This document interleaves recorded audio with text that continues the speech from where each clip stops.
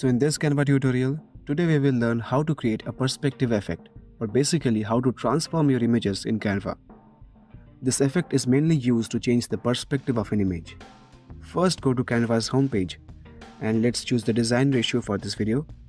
I am selecting the YouTube thumbnail ratio, so just click on it.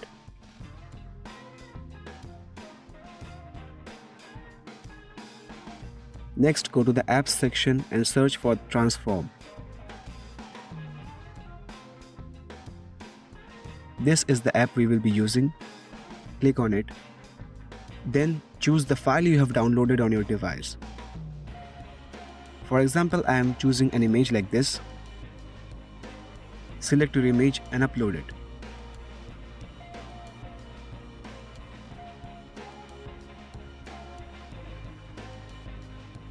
Now select one corner of the image and drag it to transform as needed.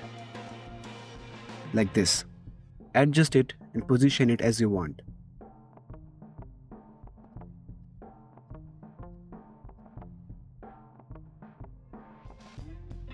But make sure the corners stay within the frame.